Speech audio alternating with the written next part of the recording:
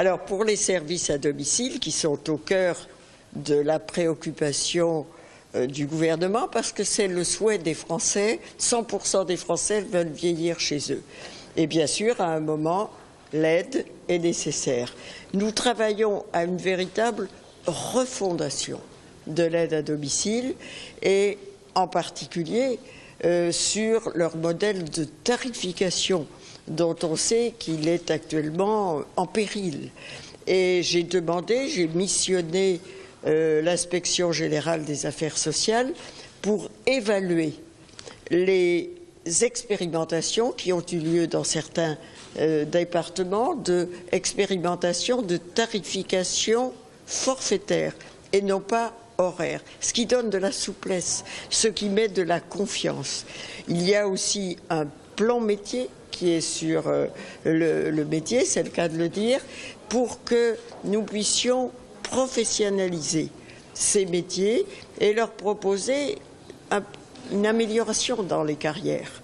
Et ça me paraît très important parce qu'il faut que ce secteur soit attractif pour les femmes, le plus souvent, qui s'y engagent. C'est un métier majeur, qui sont la condition du rester à domicile, du rester chez soi, que nous portons tous en nous.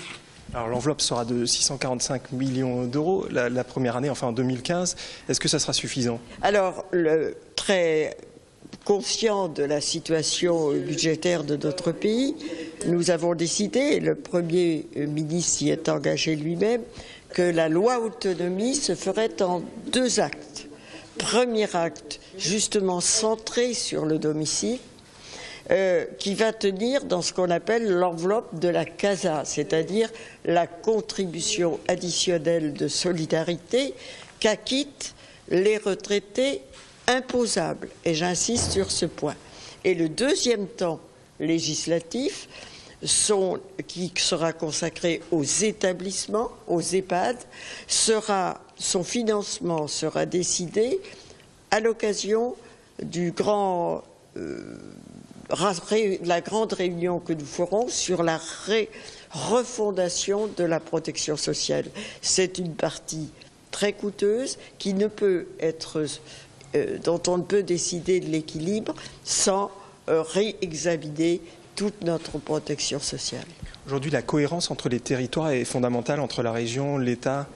Alors, la cohérence est fondamentale et ce congrès de la FEAP des établissements privés non commerciaux a été très utile sur ce plan. La cohérence et l'équité territoriale, mais aussi la politique de territorialisation qui est à la base de la stratégie nationale de santé que porte Marisol Touraine, c'est-à-dire mettre tous les acteurs ensemble, savoir avec qui on peut travailler, dessiner vraiment un parcours de santé de la personne âgée ou des porteurs de maladies chroniques, qui sont d'ailleurs souvent les mêmes, de manière à éviter des déplacements inutiles, des hospitalisations inutiles et pour les personnes âgées souvent délétères, car ils ne s'y retrouvent pas.